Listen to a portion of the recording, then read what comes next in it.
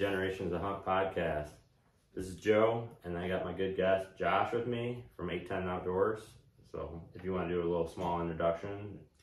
Yeah, if you remember us from the waterfowl podcast we did with Brody and Seth obviously from Hadley Calls, we're back here to talk about some turkey and some other outdoor adventures, I guess. Yeah.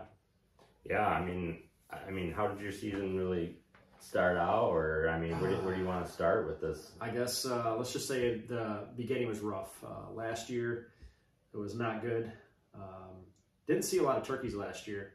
I would see turkeys when I would drive out there in the field. Right. We have a field where you can go out and drive. Every time I go out turkey, they would knock or out hunting. The way our one property's set up, there's railroad tracks that split, and they roost on the other side of the railroad tracks. And I feel like obviously they're not scared of the tracks because they roost right on it. And the train runs through there, I don't know, probably 10, 15 times a day, I would imagine. And we could barely ever get them come over, but this seems like the time that you drive out there, just because you drive out there, you'd see that, stud tom out there, and or you drive down the road and you'd see them, and then it just didn't work out. But this year was looking the same way, because last year I didn't get one. Was it 3 or 4 years straight? I got a turkey. And that fifth year, it didn't, it wasn't looking good. Or I'm sorry, it'd be 3 straight, 4. The last year was just terrible. And then this year was looking the same way. Brody and I went out scouting a couple days before opener, and we thought it was a done deal. And then we went out we hunted. They were, right off the roost, you can hear them just gobbling like crazy when you get them to come over. Obviously, they were henned up. And then they, right off the rip, the rest of the season was the same way. Literally, we could not get them to come to us. Were you decoying? Or? Yeah, we just didn't even get him to come over. We did have, I take that back. We did have one time where we had him about 100 yards, but he was definitely henned up because we seen the hens, and then we saw him all strutted up. I have I'll post a photo up here because we're obviously videoing this as well. Right. Of a beautiful tom. He's all strutted out on top of this ravine that goes into another property, or a big hill, and it was pretty cool. It was a pretty cool photo of him up there strutting, but he didn't want nothing to do with us. And then Brody had some other arrangements that day. We had to leave a little bit early, so it didn't work out where we could stick it out, because obviously after 9:30, 10 o'clock, they'll leave them hens and go out and start looking for others. And that was just seemed like the rest of that season all the way up till May 19th. I went out multiple times. There was times my wife and I were out furniture shopping. We just did a bunch of work down in our basement, and I drive down and I could see the field from one road, and I was like, "Do we have time?" And she's like, "Yes, go ahead." So I had all my stuff with me. I went out there.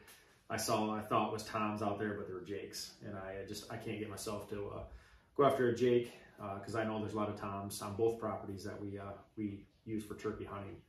And I didn't even know it was legal to shoot jakes, because like a lot of states are not, until like I think last year, like, oh, you can just shoot a jake. I was like, oh, I didn't know. Right, yeah. And it's kind of one of those things like you just like never really want to settle on, like, it's like shooting a forkhorn for me. Oh yeah, it's the same way for me. And I'm not a trophy hunter by no means. I've shot some smaller bucks. I would say the best thing was I'm not a trophy hunter. But I couldn't get myself to shoot, especially when I know there's a lot of other toms out there. It's not like, you're looking for that, monster buck, but it's just the turkey wise. I want the toms. I already have, 4 beautiful ones up on the wall. It would be the 5th one this year. I'm actually doing a full strutter. I took it out to our buddies over at Acorn Ridge. And I'm excited. It's full strutter. Yeah, Larry does some bad stuff. Yes, he's got one of my deer right now. Oh, does he? Yeah. Yeah, I really like Larry. Larry's actually, we have our promotional staff, and he's on there for us. He's actually a brand ambassador, and I'm excited for it. He's actually got a black duck for me too that's supposed to be the next couple days. I would hope that it's going to be done, and then I'm going to drop off Chase, my oldest. He's a year and a half old. Lab, his first retrieve, which was it's a terrible mallard drake. It was in the beginning of the season. He looks like hell, but that's one thing I always said. I would always get my, their first and last retrieves. That would be their, I want to put them on the wall for them. Right. So as remembrance of that dog. So obviously it's a lot of work, but back to the turkey hunting. I'm excited for this full strutter. It's going to take up a lot of space. Again, I have 2 dogs, 2 labs, and labs chew. they really, I don't care how old they are, or whatever. Eventually, they'll chew on something.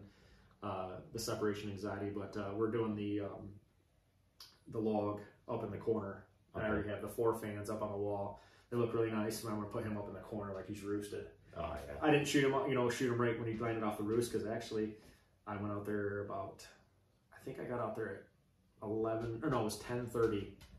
It was just a spur of the moment type thing. That's pretty late. You know, I mean, it's yeah. I mean, I know people that sit in the afternoon, but I could never. No, I was like, it's always like 10 o'clock. I'm calling it. Like, yeah. Usually, if you're like up at like 4 o'clock in the morning, like 10, oh like, yeah, I'm done. It's so tough. Yeah, it's that's when you're grasping straws and stuff at the and that's why when I went out for opening day, I was just like, I'm bringing a gun. I'm not doing the bow thing this year because I don't have time. Right. And you don't have time, and so it's just like, it's like whenever you can, and you're like, I don't know, this might be my last hunt. You never know, because this stuff won't line up and all that. So it's like, I feel you just getting to the end, you're like, oh man. So yeah. I mean, tell us a little about how that hunt, how do you set up, or how do you obviously didn't locate them on the roost. No, so that was the big thing. I have 2 properties that I like to turkey hunt, because I know there's a lot of turkeys out there. The one obviously is the railroad tracks, and I've shot one bird off that property at 4 yards. Just out of the blue, he popped up. I'm like, oh my gosh! So I had to kind of like sneak around a corner and pop him, because he caught me. He didn't catch me, but I was on my phone texting my buddy. I was getting ready to leave. I'm like, I'm over this already. It's first day. I was so frustrated because you hear him gobbling like crazy, and I ended up having to, like, there was a hedgerow in this between two cut cornfields, and I just snuck down a little bit. I literally shot him at 4 yards. He had no chance. He just. But the other property was kind of the same thing. Again, I didn't know where they were roosting. I tried. I went out there at night. I went there in the morning, tried to hear where they were at. One night I literally hunted from, I think, 2:30 in the evening all the way till dark. Wow. Until I think it was like 8:30 or something like that. I think, because obviously they have the kind of like the waterfall times where you gotta let them get back to the roost, right. You know, just to kind of see where they were at, and I couldn't figure it out. I can't. I mean, there's no way I could do that for turkey. It was kind of like, for me, obviously, I talk about here and there, on other stuff, but I struggle with a little PTSD I've been a forester for 16 years, so that's hunting is my anxiety medication. Right. I don't like to be. I tried the medication. Hunting, being in the woods is relaxing to me. That I can literally just kind of just let everything else go. I'm sitting out there.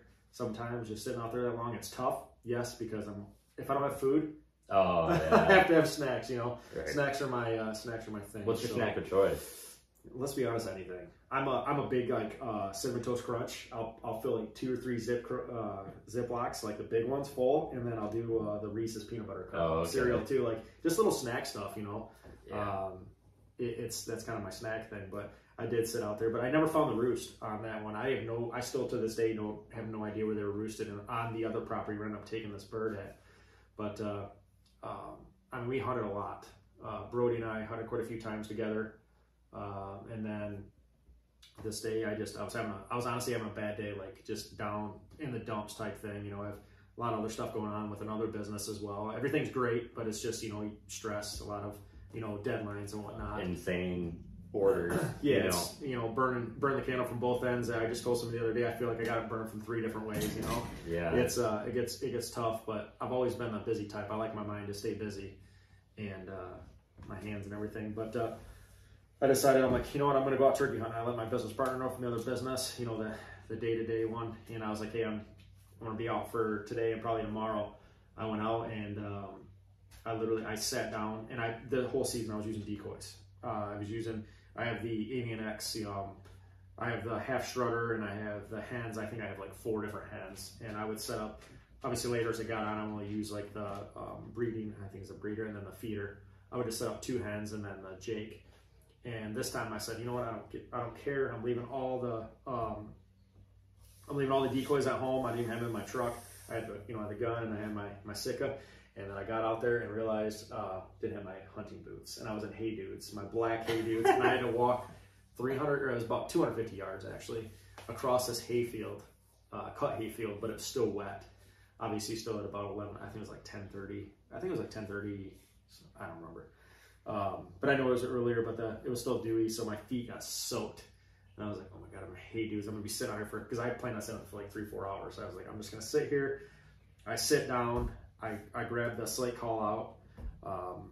I'm sitting there and I get everything ready. I didn't have time to get my GoPro out. I was like, you know what, I sanded the slate call real quick, did the, the tip, and then I and then all of a sudden, and I'm like, oh, they're way off. And all of a sudden I see this big top hauling across this path. I was like on this, we call it the farm trail on this property. It's a split between the two properties. And we have a little space obviously on ours. When I first see them, they were on the property, our property, and they come across, and I was like, oh, this is it. This is it. I got it. This is right here. And then all of a sudden I see another one, and then I just kind of like lightly hit it, the slate call again, and then I hear another gobble, just loud. I'm like, oh my God, this is it. So how far are they probably from you right now? At that point, they're probably about 15 yards. I could have shot them right then and there, but I was like, they're here. Either regardless, but it was super thick. The pine, I posted on my YouTube, or on our 810 Outdoors YouTube. I didn't get a video of the actual the kill shot. It was just after he was flopping, and the other toms. I would imagine obviously because he was the dominant bird. I mean, he was a stud. The one that I shot, they were just kicking the one was kicking the crap out of him after I shot him. But I shot him. I think it was like, I don't know, maybe 8 yards. I mean, I was so antsy, and I didn't even pattern shoot this year, and because last year I had almost the same gun. I had the Stoker M3000, I think it was. And now I have the Franke Affinity, the Waterfall Edition. I'm like, it's got to be close. I'll be fine. Because I've been so busy lately. We've just been so busy between the two businesses. What ammo are you shooting? I shoot a Longbeard XR. Oh, okay. Just Longbeard XR. That's what I've used forever. And I was like, where I was at, I knew I wasn't going to be taking 60-yard shots because I've shot a bird at 59 yards. I have a video of it, Tacticam shot. I'll put it on this YouTube.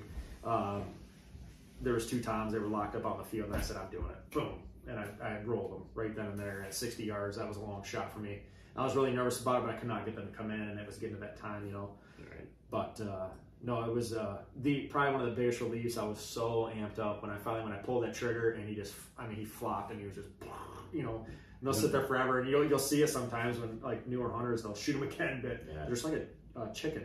Yeah, they're gonna sit there and flop. I've done that to meat bird chicken meat birds where they'll sit there and flop, run around if you let them, type thing. But when I shot mine, we haven't even had a podcast about it. I shot mine probably 19 yards, and it just went like this right into an ag drainage. So all that fertilizer. Yeah. Oh, dude, it was so stinky, and you ever seen the wet feathers? Yeah. People are asking me, what did you shoot them with? Well, that's the thing. It was 2 years ago, or it was actually last year, so it would have been 2 years ago. It was the same thing. He got wet. He was wet when he came. I think it rained the night before, and his feathers just looked like hell. Yeah. And I was kind of bummed. So you can actually use a blow dryer. Get them feathers to pop back up. Yeah. But to me, I think it looks cool. It looks like a warrior because obviously, the ones that are naturally like that, they fight all the time. Right. The dominant bird, he's just kicking the hell out of all the other ones. But no, I noticed that on your bird. And then I saw somebody comment on there like, "Oh, would you get wet?" Or somebody said something about me getting wet or something. Yeah, he got really wet and kind of. I let him dry. His fan looks amazing. After I did his fan, and I was like, wow, it looks so crummy. And his beard his beard actually looked longer too. I was like, really? Man, I should have waited until it dried. I was just like, we were still on birds, and Matt didn't get a bird yet. I mean, literally, we had 15 minutes. I don't even say that. It took us 7 minutes of daylight, and we shot that bird. So I've been there on opening day. So, I've been there. Yeah. So we're like, well, all right, let's get some photos. Let's get some more birds. So we were kind of just hurrying. So right. No, it's so exhilarating. I would hunting rate wise, it would be waterfowl. As we know, waterfowl is my number one. Deer hunting used to be, especially archery season. That's all the way at the back burner now for me. But waterfowl and then turkey hunting. Turkey hunting is so exhilarating for me because it's kind of the same thing. You're talking to the birds. You're setting up decoys. It's not like deer hunting where you're just sitting there. Obviously, you're booking pinch points. Looking for food and all that other stuff. But excuse me. It's I don't know. There's something about turkey hunting, and then I was bummed this year because Brody, from 810, and Dan from A10. Neither one of those guys got turkeys this year, and I was bummed because Brody's been working a ton of hours at his job and whatnot, and Dan's just been super busy with his other job. So I got one this year. I felt great. I knew I could get him on a bird, but it just didn't work out where I could get them Brody and Dan out, to get out. Brody and I kept making plans, and it just never worked out. You know the best thing is, like, I never really noticed about, because I was really never a turkey hunter and all that. Because I always, like, the one I shot before was in the fall, and because I would always buy a turkey tag, and then I said if I seen a turkey, I would just try to call it in or whatever, and that's what happened. So I never had that, like, super exchange and all that. But the thing about turkey hunting, I love it. It's almost not for you. Almost, it's like almost for like a camaraderie sometimes. You know what I mean? Like, you get as much enjoyment as taking somebody out. That's why Matt gets so much joy out of taking. Like, he sacrificed his season basically to bring out me, and then bring out like 2 other guys, and they both doubled up, and like he gets so much more joy out of it. And he shot a handful, a handful of turkeys, so he gets way more enjoyment on it. I get that, because the same way, like this year, I would have Brody hasn't shot his first turkey yet. I believe Daniel shot one. But Brody, that's what I wanted more than anything. But again, it just didn't work out with his work schedule. He works in the, he's a laborer, doing, I guess I don't know. Labor things, And digging dirt, in construction. I mean, he's super busy. Oh yeah, construction's nuts right now. Yeah, so it's, I was really bummed that, the season ended. Because, it's like, we got a super long season now, because it used to be short. Yeah. We have a super long season, and it just didn't work out. Brody and I, like, our first day, it keeps coming to my mind. I was talking about the other day, because ever since then I've been like ticks, because Brody and I were sitting in my Primos 270 blind, and you can see all around it. We're sitting there all relaxed, all of a sudden, and I feel something crawling on my back of my neck, and I'm thinking mosquito, because mosquitoes were already out, and I grab it and not even thinking about it. I'm looking, I'm like, that's a tick, Brody, that's a tick, right? And not even subconsciously, I just flick it right at Brody. I didn't even think about it, and I'm like, oh my god. So that was a thing. Like, ever since then, it's in the back of my mind, because like ticks, now I get the EBGBs even just talking about it now, because obviously, ticks obviously bring a lot of Lyme disease and everything else. That stuff scares me. So I always feel like I got things crawling on me. But every time I was out this year, I was out constantly checking myself and whatnot. But I think that was our most memorable point of turkey hunting season, was that, where I'm like, make sure your fiance checks you, bro, because who knows where that thing's at? Because you're not gonna find it. Let's be honest. In that blind, you're not gonna find it. I just, like, again, I'm like, oh, that's a tick. I didn't kill it. I flipped it at him, right at him. Surprisingly, when I got out to Wyoming, there was ticks and all that out there, and I couldn't believe it, because when we get out there, it was like 30 degrees and all that. They're so resilient. It's so nuts. Yeah, ticks are. There's somebody on my Facebook. A friend on there that has Lyme disease, and just anytime somebody puts something on there, and she's always putting the awareness on there. So like, ever since then, like, hearing the symptoms and all that stuff, I'm like, oh my god, that's gotta be terrible, and it's not rare for people to have that, get that from a tick. No. And growing up, I was always in the woods screwing around. I don't think I've ever got bit by a tick, or I did, or never noticed, so.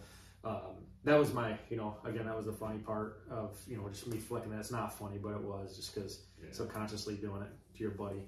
Yeah. But Kip Campbell from Red Arrow, he has Lyme disease, and he was telling me on another podcast I was listening to. I was like, holy moly, I did not understand it was that bad. Yeah, some people obviously affects more, just like anything, but that was crazy.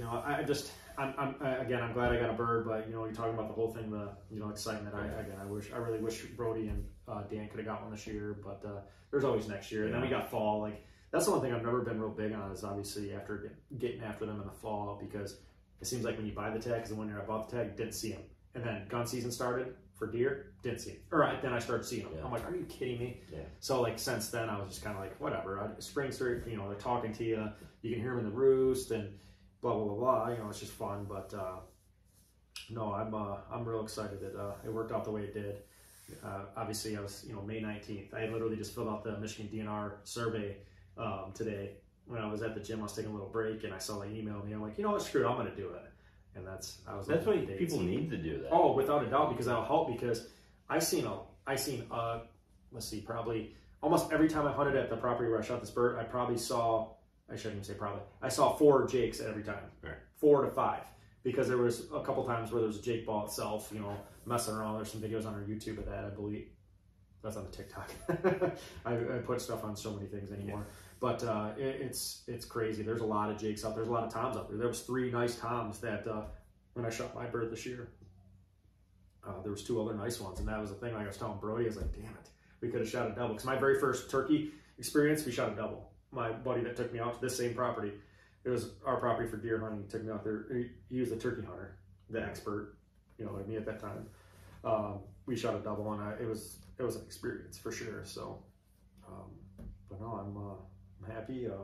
That's awesome. How big a beard and how big a spurs, if you know? I'm trying to remember now. I'll post it in the video here, but I think it was 11 something, and then the spurs were, I can't even remember. I get my phones here. You're good up there, but I have it all on there. It was by far my biggest bird. Again, I've got 4 other nice I thought were big on there on my wall. And this is going to be the biggest. That's why I'm like, you know what? I'm paying good money for this. You know, Larry does phenomenal work. Yeah. With, you know, everything I've ever seen, he's never done bad work with anybody's stuff. And I'm really excited to get that black duck back, and then I'm going to take Chase's first retrieve. I got actually 3 other ducks I got to get to him, and a snow goose from when we went out to North Dakota this past year. His fish look really good too. Yeah, if I catch it, you know, I don't fish, so I just actually, this is our new design here. You can see on the YouTube. Yeah. But we just got our the hooked. It's hard to come out fishing stuff because there's so many stuff, you know, so much stuff out there for fishing, and same thing with anything deer hunting. Waterfowl is the one that's kind of, you got a little more room to play with, but it seems to be getting pretty. It's getting pretty good reviews. This new shirt I'm wearing right here. Shirts are phenomenal. We did our shirts for you. He did our shirts, and everybody. Actually, I had my buddy's girlfriend. He said, "Hey, tell your buddy I want a shirt," because she was wearing his shirt, and that was the most comfortable shirt ever. So I only use premium, man. Yeah, for A10, I mean, we don't use garbage. You know, I should say garbage. So good. Yeah, it's and screen printing wise, heavy screen printing. I mean, it's what 90% of people use anymore. It's not the heat press stuff. It's, I mean, we have $10,000 worth of equipment that we use to do this stuff, and it's you know, we do our own designs. We make our own photo emulsion screens and everything. You know, I just come up with this fishing one. It's so simple, but that's me. I like simple shirts. Right there. It says right here that I fish. Yeah. You know what I mean? Like, I don't need something that, you know, a big old bass on there. To me, like, too much. That's too much. You know, like, just subtle. Clean and simple. Yeah. So, but I know I made all the shirts for you, the Generations of Hunt. I still have your screens. I was actually looking the other day. Yeah, I need to. Or today, and we'll next time we do some more, I'm gonna make myself a couple, and you know, the guys at 810. Because I really like that. I mean, you know, that arrowhead logo right here. I mean, that's sweet. Yeah, it turned out real good on the, you know, on the olive shirts. Very similar to what you're wearing there. I didn't even like market them yet. Like, I haven't, like, I kind of mentioned them here and there, but they're almost all gone. I was like, oh yeah. I was like, man, I can't. They're almost all gone now. I'm like, wow. So we're gonna have to order some new ones. Yeah, I really appreciate you doing that. Absolutely, it's because you know, it's so hard like these days because there's so many like Instagram, like, 48 t-shirts for 200, dude, and they're probably garbage. Yeah, you'll wash them, like, you know, because there's different types. You know, obviously you have Plastisol. Plastisol ink is what, you know, majority uses. The one, to me, from what I've noticed, lasts the longest. We had another gentleman do our shirts before I started doing them myself. It was the I'm drawing a blank right now, but it didn't last as long. Less washes to me, if you know, from experience wise. So the Plastisol ink, you know, I mean, all your big, like, you know, the tap up shirts people wear, all the other big name brand shirts, that's 90% of it's Plastisol ink, same stuff we use. So it's good stuff. It lasts. We use the premium shirts, you know. Here and there we'll do shirts. Obviously, did your shirts. We do some shirts for some other big companies. Something I tell them is we're going with the premium shirts. Oh, yeah. Even, you know, if they, you know, they him and haw about that, you know, a few extra dollars or a couple extra dollars per shirt, I'll make it happen, because you trust me, your people that you're giving them to will love. They'll wear them. If you give them an uncomfortable, let's say, golden T-shirt that people typically use, like they're super cheap, you know, great for like school things, but if you're wearing something you want people to wear, make it comfortable. Like these, I love these. I mean, I'm not big by any means, but like they fit on my arms nice, my chest, and you know, everything. You got to. And it's like walking advertisement for you. So what do you want? You want them to go, wow, this is like one of my top favorite shirts. Oh, yeah. So I'm gonna wear this. If they wear it one time a week or something, man, that's 4 times the exposure a month. Oh yeah, and it's a good representative of your brand in general. Like, okay, man, this guy actually cares about his product because he's out premium shirts with premium logo. Like, I have one that I actually wear just to work, and I washed the hell out of it. It's gone through the sweat and everything, and it looks like it's brand new. Oh yeah, especially it's something with that black ink. It to me, it's always the easiest. That's why like you go to our website or see any of our stuff, 90% of it's black ink because it lasts the longest. I don't know what it is about it, but the black lasts the longest. We have some whites, we have some grays. I love your highlighter colors too that you have. Yeah, the highlighter shirts. Yeah, those are nice. And the hoodie, because we do hoodies. We do the Independent Trading Company, which is phenomenal hoodies. They have the lightweight and heavyweights. It's been hit or miss on some of the colors, but they're awesome hoodies. They don't shrink they shrink very little. I'm a large and I wear an extra large, which that's typical. And anybody, you're going to wear an extra large hoodie because you want a little bigger.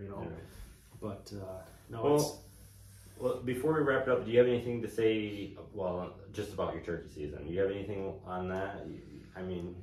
No, it's a learning experience. I have some buddies out there that are, people on Facebook, rather, that are experts. They go out and guide people, and, it's, I want to be there type thing. And, so I do a lot. While I'm sitting out there, you're sitting there waiting forever, especially when you're waiting for, to get off the roost.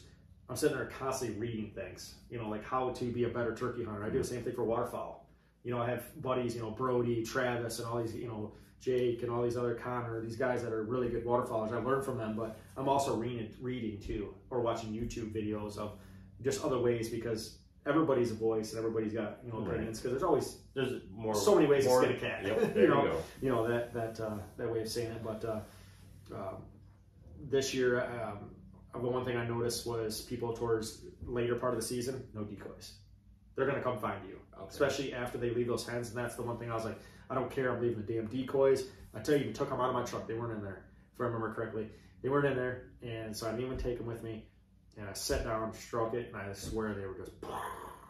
I think them decoys almost at the end, towards the end of the season or later in the season, like, okay, the toms visually see the hens or whatever, and then they'll call them, and then because they usually naturally hens will go to the toms, so that's what will hang them up. Because now, they see the hens, your decoys or whatever, and then they're gonna go, okay, why are these hens not coming to me? And they're gonna hang up at 50 yards. That's 100 yards. There's a lot to it, and that's the funny thing. You always see that people they'll send you a picture like, these turkeys are in my backyard. Turkey season or turkey hunt can't be that hard.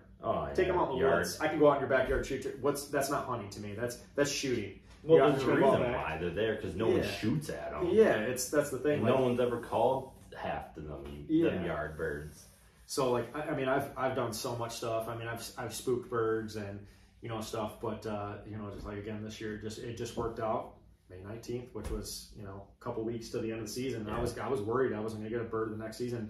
And to me, I'm that person where I'm so dedicated to it. I hunted a lot. I really did. Even with Brody, and I hunted a lot by myself. Where I would just go out, sit for a long time, and it didn't work out. It gets very frustrating. You get pissed off, and finally it happens, and it just literally that's like, right. Yeah. I feel great now. I got me a turkey. Yeah. And then again, that was my biggest turkey. I was super amped about that. And beautiful bird. Thanks. It's same thing with yours. Again, I thought that looked pretty cool. I think they look like warriors. And the feathers are all messed up like that because they, obviously they fight. They kick the shit out of each other. My not 2 years or 3 years ago. I think that's how you do it, or whatever. I screw up. Yeah, I always forget the seasons because hunting season, like you say last year or whatever, because it's this year, but. I shot one with a bow, and by the time that tom hit the ground, 5-6 jakes just beat the hell out of it. And I was just like, what's going on? Yeah, no, it's crazy. It's dominance, it's a pecking order. Yeah. It's just like, wolves and dogs and everything else. It's the pecking order. Who's in charge, Yeah. But that's how they told me to find out what tom. You say you wait for the first one peck the ground, and that's the one you're shooting, because that's the one is most dominant, because he pecks and then everybody else can peck. Yeah, and that was a funny thing too. Snapchat. You can sit there and I'm doing the jakes, and it, like, just shoot the damn thing. I'm like, no, No. I'm gonna wait. There's more times, you know, and that's the thing. Like me, I don't care. Like full strutter. That was one thing this year that I didn't bring up was I never use full strutters because obviously full strutters dominant bird. Right. You're not going to get the birds that have gotten their ass kicked all, you know, all season or whatever. So I pull into my the hunting grounds where I shot this bird this year. I pull in there to go take some mower and some other stuff to repair shop, and a big full strutter out in the field. I'm like, oh my god!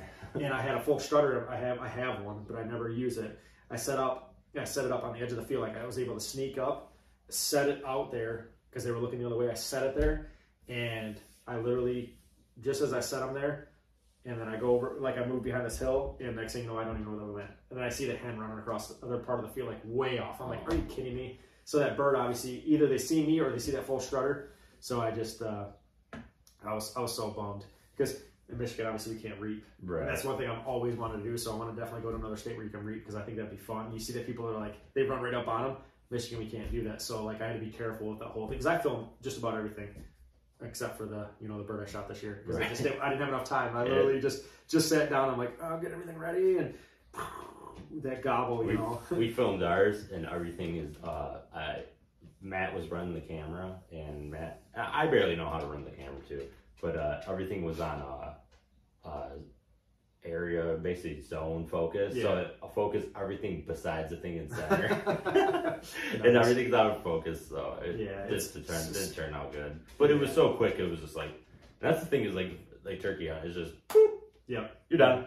Just it's like whoa, holy moly. Yeah. But yeah. But other than that, well, we kind of segued a little bit into how you have another business and all that. So I mean, I think we kind of touched on it last episode a little bit. Yeah. I mean, like kind of like what made you dive hard into like 8-10 outdoors? Like, I mean, like what? Everybody says they want to get into the industry or whatever, and like all that. But like, what like made you? Like, it's the outdoors. I mean, it's just like anybody. You know, I always say that in the fire services. I always ask me firefighters, what do you mean to do? I want to serve the community. You know, that's bullshit. That's not what what's the real reason you want to be here. But the outdoors, it truly is the outdoor. Like I love, again, that's my anxiety. You know, again, dealing with what over 16 years in the fire service, I've seen a lot of stuff. We're a very busy department. I was a reserve police officer for a little bit. I've seen stuff in that, like all that stuff. It collects up here, and it hits you hard. Some days are great, other days, but hunting is that, and I needed that because we had that big archery shop. You were a pretty big customer in there, and in and now that's how we met. You tell your wife, but the credit card statements got lost. Right. Yeah. So when we decided to close that up, obviously, and here unfortunately other archery shops around are starting to close now because of this. It's the world we live in, unfortunately. So everybody go to the archery shop all year round. Yes, quit going on freaking line to buy. Yes, I'm an online store 8-10 Outdoors is an online store, but people that can work on your shit, go to an archery shop. Go to them, support your locals. They're all year round, dude. Yes. All year round. They're gonna go away if you don't. Yeah, and that's what happened. Now I don't even know who's the closest. You got for us Brown's Archery. It's great because Ad's closed. Hunter's Den and Lapeer, like that was a huge punch to the gut for both of them because they're both great. People loved them, and ours, we closed ours obviously before them. But you got Brown's, and it's you got to support your locals because they strive on you coming in. Even those little sales, doing your peeps and stuff. Like a lot of people do that on their own, but when you really need something, buy the product there. Yeah. I mean, spend a couple extra bucks. When something really bad happens, you ain't fixing it for yourself. How many people tuning and timing and everything like that. Let them do that. It's I don't have a bow for world. Yeah, they're expensive, and for one, how to use them properly. Yeah, they're super dangerous too. So. Oh, without a doubt. But that was the big thing for me. Obviously, is when we closed it up, I needed something. And 8-10 Outdoors, I was like, I'll do a clothing line. I can still go hunt. I like to film. Like I'm not scared to talk in front of people because I teach classes in the fire service. But this was kind of what I wanted to do, and I brought Brody and Daniel and Travis and Mike, all these guys into 8-10 Outdoors. And it's been an amazing venture. We've created some amazing friendships, with Seth, from Hadley Calls. We just went fishing this past weekend. We're getting together next week. Like it creates that bond, and that's the thing. Waterfowl. That's what got me into waterfowl was Travis and Brody, And we talked about the previous podcast. Obviously, we'll probably do that again before season starts up with Brody and all the guys. But it's amazing. I can't imagine life without hunting. I always said that about the fire service, but now I'm getting to the point in my life where the fire service is. I've been for 16 years. I think I could probably I got some more time left, obviously, in me. But if something happened in the outdoor world, like I'm not saying I would leave the fire service, but I would maybe the outdoors more for me, because it's a lot of fun. And I've had people reach out for helping with video stuff, and I'm by far not the greatest by any means, but I like to take pictures, and I'm not the greatest photographer, but like videos, it's fun to me. Hey man, your TikTok, stuff is great. I love doing TikToks. That has been our best marketing. So if you want a business, TikTok, I'm telling you, is the best. You gotta be careful with it because they'll nick you. But on average, since we're talking about, because I don't have TikTok, how many of your videos get taken down on average? So right now I have a red label warning. It says account warning. So then my next one, they might ban my account. And I have almost 5,000 followers, and we have video, like one video right now of Brody and I out scouting. It has 11,000 likes on it, and it's been viewed over 500,000 times. Wow! It's almost a 600,000 right now, and to me, algorithms everything in social media, obviously with marketing and whatnot. But that's Facebook. I don't care about Facebook anymore. I'm so tired of Facebook. That's why if you follow us, I just do pictures here and there, and I'll show the TikTok videos to bring you to my TikTok, because TikTok's where it's at. It's so easy to pump it. If Instagram wasn't linked to that, you would get nothing almost. Oh yeah. Because it just it just brings some photos over. Yeah. But we got some stuff up our sleeve. We're working with my other business. We build police cars. We do off-road type stuff. We got some stuff. We're gonna do some collaborations here soon that'll obviously boost both, because both businesses have TikToks, and we like to have fun. We like to, we call it, the other one is Outfitters Like to Party. We have the Michael Myers, the Strut Jefferson, and we have a Horseman, just funny stuff. People love funny. Yeah. That's one thing we're noticing, is the funny, being real. We're not just being, we're here talking about this. No, we're having fun. You're gonna. This is the real me, not some some bullshit. That's a big thing too. Is there's so much regurgitated shit. Oh yeah. It just constantly you got to set up here and then you shoot them here and I'll be real. I don't care. That was one thing. With waterfowl, I'll tell everybody, I'll film even the shit where we don't shoot nothing. I don't care, because it's still blast. You see the camaraderie and the freaking blind. Same thing with turkey hunting. Brody and I, flicking the tick. That was stupid of me to do that. But to me, looking back at it, outside of everything else, to me that was kind of sorry, bro. I screwed up. But it's that's why I really wanted to get back into this. And 810 Outdoors has been a good outlet for me. Doing all the designs, 90% of the stuff I've designed. I want to get more into the DTG, which is directed garment printing. We do have, the Grizzly one which is Brody's, chocolate lab with a pintail from North Dakota in his mouth, retrieving. To me, that's a badass shirt. And we sold quite a few of those. And, down the road as we go on to, you got Dix Creek Waterfowl and all those other ones, great company. They have a lot of DTG, which is direct to garment, which is real life, or cartoony. I think that shit's cool. And we're going to get there. We're going to get away from this. We'll still do some of this, screen printing, because we have all the equipment to do it. Right. But just doing the sleeves and, like you said, sometimes you just need that clean and simple. Oh yeah, just the simple, subtle type stuff. The one that says hunt. That's one of our bigger ones. Our biggest seller for some reason is the Pro Staff. People love buying the Pro Staff t-shirts. Yeah, it kind of blows my mind. They're not even promotional staff for us, but I don't care. They are promoting our brand, 810 Outdoors, when they're wearing that stuff. So I'm super excited when people do that. I have to change different screens out because it's a different sleeve and it's a different front and everything else. And because I don't know how many, we got a ton of different designs on that website right now. 810outdoors.com. There's a lot of them, and I got a ton of ideas. It's just not enough time in the day because I'm burning it from, I swear, 3 different ways now between the two businesses. But the one thing I always said is I will not let 810 Outdoors suffer because the other one. Because I went back into this business I used to own before, building police cars and whatnot. But 810 Outdoors, for me, I don't ever see it going away because I'm just going to keep growing it, and do some other things off of it.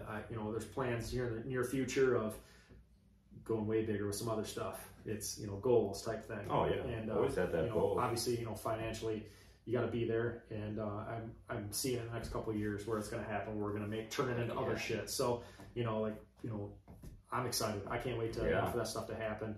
It's sometimes I don't want to talk about it because if it doesn't happen, then, you look like an idiot. But there's big things coming. Hey man, you gotta manifest it, man. Without a doubt, yeah. I mean, we're still trying to grow and all that, and we're just kind of just kicking back. And if it takes off, it takes off right now. Right. I mean, you got your full time. If this goes away, you're like, that was fun while it lasted. You know? I ain't gonna let it go away. You know, no, I'm just saying. Yeah, same thing with A10 Outdoors. Like A10 Outdoors, like it don't pay my bills. But no. I'm lucky. My wife, she'll have her doctorate in a year. Like she financially, we're good. And the other business, like we're good.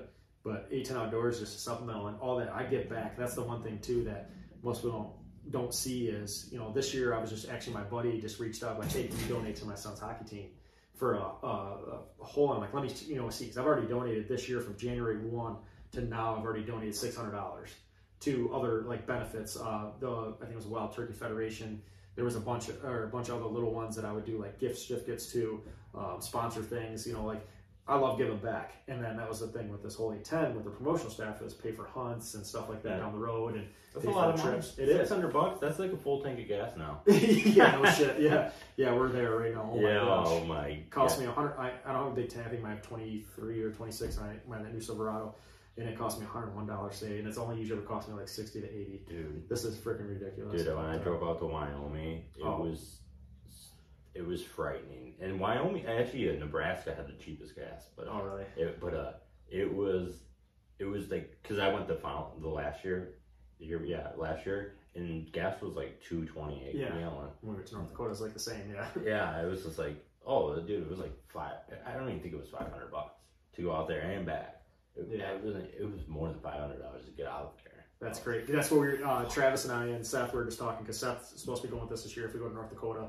We were just talking about that because it took us 5 fill-ups on the way there, 5 fill-ups on the way back, and I'm averaging $100 a fill-up. Yeah, now it's going to be ridiculous to go out there. Obviously, there's going to be four men in each truck, but still, it's going to cost more. But regardless, we got to do it because we plan on hopefully that. I want to do a snow goose hunt this year, and I'm these are all buying a boat soon, so a duck boat, which already should have it, but we're getting some things worked out because I want to get the one I really want. I'm not going to settle for something. Are you buying brand new?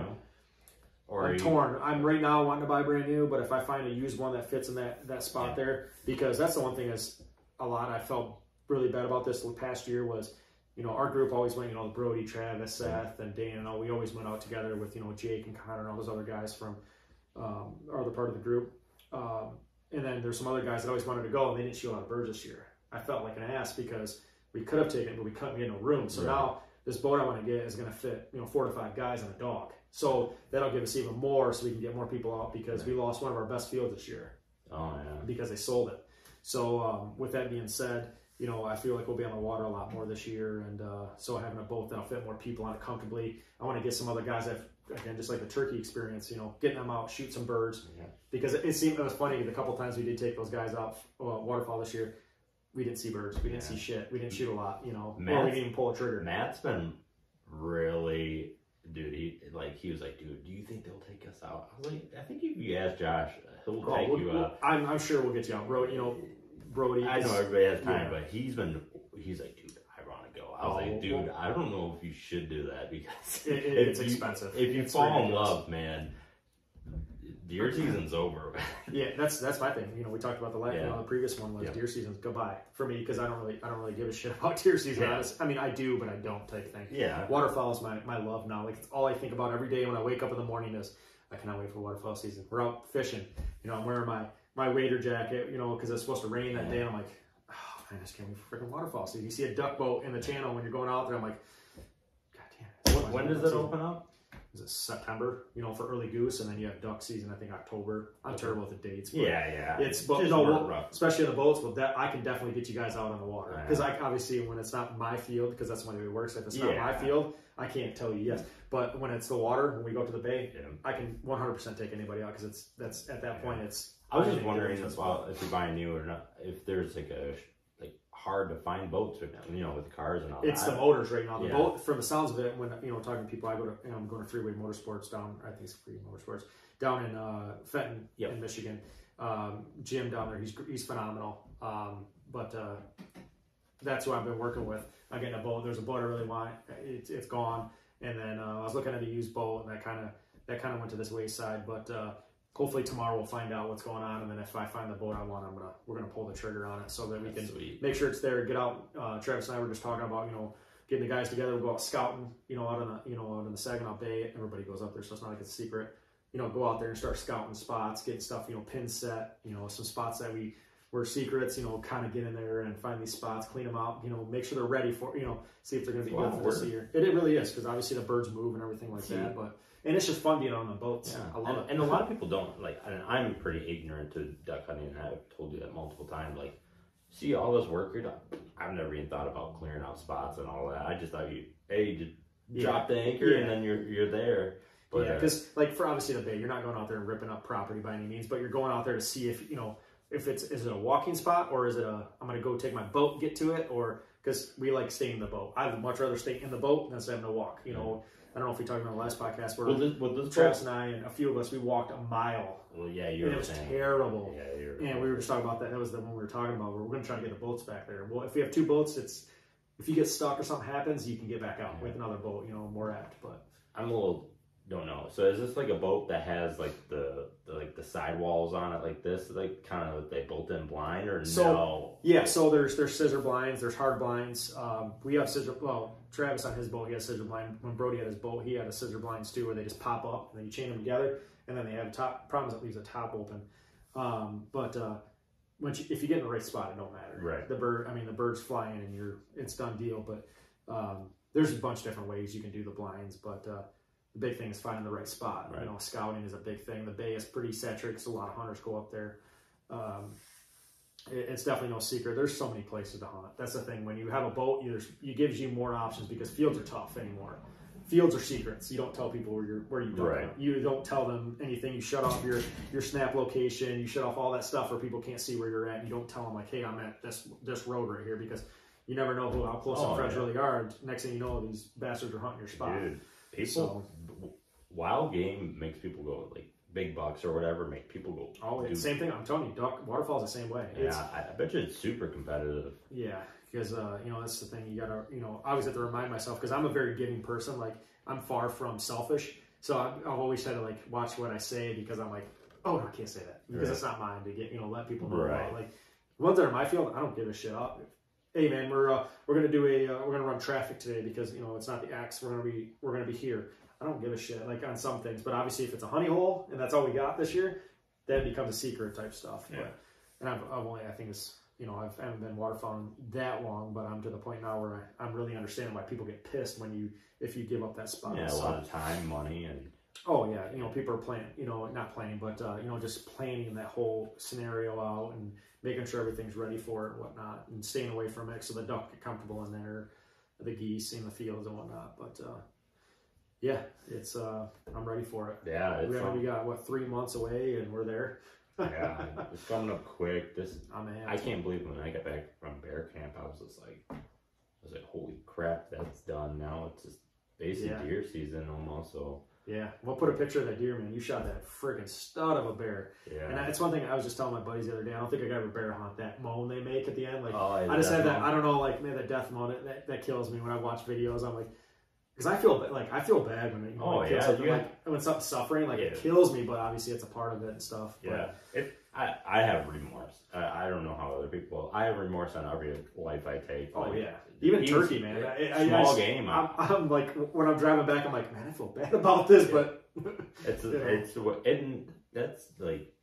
And I don't think people like non-hunters are like, you guys are just going out killing out for sports. Like, no, I mean, yes, it taking their life, but this means so much to my heritage and. Oh yeah, we're hunter. You're a gatherer, you're a hunter. Yeah, that's what we're designed for. We're there to gather. We're gonna hunt. Right. It's the evolution, of us type thing. I didn't go out here and just shoot it in the left. If I would have left it, then that's a whole different story. Yeah. But the only ones we do is coyotes, because coyotes, they're just nasty, and they just kill. They probably kill more deer than I do. Oh yeah, any of us. Yeah. So. But yeah, I mean, dude, it's coming up quick and all that. So. Yeah, I'm excited. We'll definitely have to get together with the gang again. I know Brody's been excited about wanting to get back on another podcast before season. It'd be cool to talk about some scouting and whatnot to prepare and getting our trailer together. Yeah, Yeah, there's a lot of stuff coming up quick, and we got TAC this weekend and all that, so that's gonna be fun. But right on. So I kind of like you. Like this probably won't be too much hunting related. You, like you said, you burn the candle from 3 ways, and I mean, like, where do you find like your time to like? I know you have a family.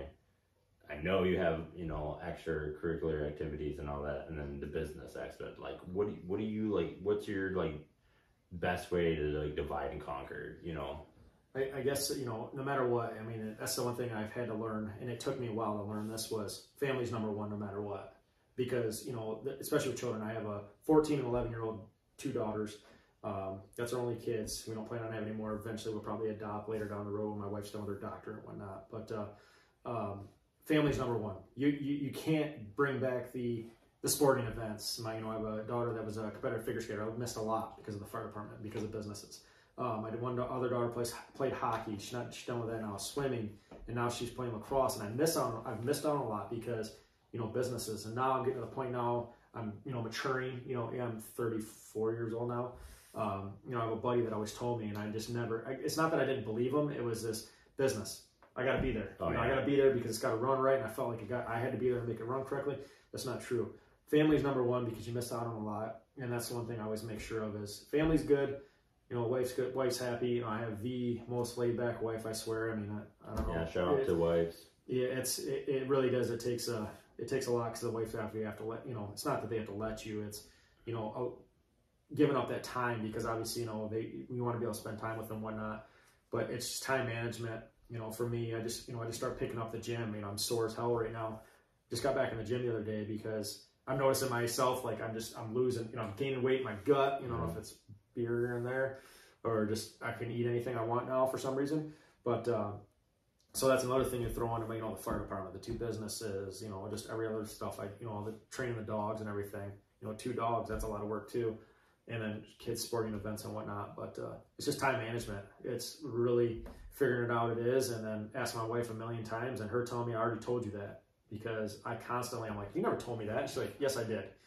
So, and I literally, now I've wrote notes in my phone. I have a notes section in there, and then I'll set the calendar. Like, I have to remind myself, like, you know, chiropractic appointments, you know, just doctor's appointment, dentist appointments, you know, and then the kids stuff, you know. Even this podcast, you're like, hey. Yeah, hey, for sure. Message me to remind me. And I was like, okay, I will. Yeah. And I totally understand, because, like, there's so many times I was like, oh, no, that's today. And I already made plans. And stuff creeps up. And yeah. I'm always the person, somebody's like, oh, you want to go do this? I'm like, yeah. And I'm like, shit, I already had something going on. Yeah. But for some reason, I always make it work. But that's the one thing, like, even my other business partner, you know, we get back, and that's a very busy business. And we've, you know, come to an agreement on things like, this is the way it's going to be, or I can't do it type thing. And we're in agreement on it. Like, we're working, you know, late hours. I'll come home from like the 9 to 5 type thing, if I'm going to be there from 9 to 5 that day, and then I'll go home, have dinner with the family, the kids go to bed, kids roll enough, they stay home by themselves now, EDT and everything else now makes you feel comfortable. And then, you know, the wife works 3rd shifts as an RN, and she gets home at 7 a.m., but I'll go back up to the shop and we'll work. And that's when I honestly get the best work done, when it's just partner and I. We don't have the employees there, distractions, phones going off and stuff. But that gives me time with my family. And then just lately, like, I've been, you know, spending a little more time at home and stuff, because again, you want to make sure you're equalizing all those things. And again, number one is always the family. F the rest of them, because those could go away. Families, that's, you know, you never know when your last day with them is type thing, because, you know, me, obviously I see a lot of death, unfortunately. It's terrible. And I always, you know, I sympathize with that type of stuff. And, you know, children, I've seen it, you know, that stuff's scary. So you never know when your last time is. So again, family's number one. Always remember that, you know, especially people that, you know, throw everything to hunting, because hunting, again, wild game does do crazy things to the mind. You know, people doing illegal stuff to get these animals, stuff, but you got to remember, it's all got to do it the right way, or it's all gonna fall apart. So awesome. Well, is there anything, I mean, kind of talking about your big plan, so we'll probably have you back and all that, but just so you were saying North Dakota, you were saying? Hopefully North Dakota, I'm pretty sure North Dakota is going to happen again this year. Hopefully the same group. We were talking about the wives. I don't know if that's still going to happen, wives and fiancés. Yeah. I'm definitely going to do a snow goose hunt. I'm not saying just me, other guys, a part of the group. And then is that a certain area or like Arkansas or it's something? in the timber, you know, with the boats. So obviously I get the boat. I want to take it down there. Last year I was invited to go do an Arkansas hunt. It was going to be a field hunt, some other stuff. It was actually, they actually did pretty well. It just didn't work out because I just got back from North Dakota. I think I had like 2 weeks to prepare, and I spent a lot of money, more money than I wanted to in North Dakota. Yeah. And it wouldn't even come down to the money. It was just time. Again, family comes first. I need to spend more time with my family because I get homesick. Oh, like I have that, like when I'm leaving, I'm like always worried about stuff, you know. Then firefighter, you see every bad thing that could ever happen, you know, in a home, you know, stuff that happens to people and whatnot. But my mind works that way. But and then hopefully again the snow goose, Arkansas, and then that it's like the big plans this year, hopefully. Okay. But if something falls through it, shit happens. We still always have home hunts. We still, you know, last year we were talking about it. We're pretty sure, you know, like I can't. Everyone asked, how many birds you guys think you killed this year? I'm like, I'm almost positive over 300. And we were talking the other day, it's well over 300 that we shot this year, which was phenomenal. You know, looking back at it, like we had an amazing season. Other people like, they didn't shoot crap this year, like that other group, and I feel so bad because I wish I could bring them a part of it, but it's so hard because you never know what happens, you know? Yeah. So you can't, it's hunting, so you can't predict it, and the weather's crazy too, so. All right, well, would you want to like shout out whatever to go follow you? Definitely go check us out at 810outdoors.com. It's the number 8, TEN outdoors.com. We have the YouTube channel. The website will actually link you to almost everything, and then TikTok, it's same thing, at symbol, the number 8, TENOutdoors.com. That's where I've been focusing mainly on was the TikTok because that's our best marketing. I seem to get the biggest reach and the most, you know, it's about sales, you know, that puts the money in the business account and use it for hunting. That is, it's what that fund's for is, you know, we give back to stuff and we use it for hunting. Yeah. I mean, you have to right now. Yeah. I mean, just to put money in your gas tank, just to go places, it was nuts. For obviously our YouTube channel, make sure, you know, check out their podcast. It's a lot of great stuff on there. We're doing a video. This is our first video, so hopefully we can start doing more videos and stuff and just try to grow the brand and all that. And hopefully, you know, your brand's doing great. So it's, I said it, I think we said it last one, we have clothing all over the country. It's amazing. Almost every order, we barely get any orders in Michigan anymore. It's always like North Dakota, South Dakota, Rhode Island, you know, just everywhere. It's been awesome. Like, and it's TikTok. TikTok for business owners, people are starting up. Like, I've helped other people that do the exact same thing 810 Outdoors does. So I'm not greedy by any means. TikTok is your best marketing. You just got to play smart.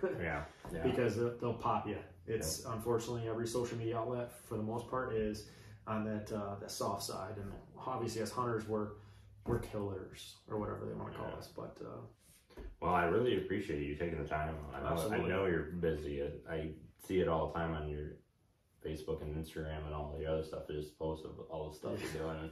I don't know how you have time, but I have to be busy. And like you said before you even got here, you're like, I just did a lot of orders before I got orders.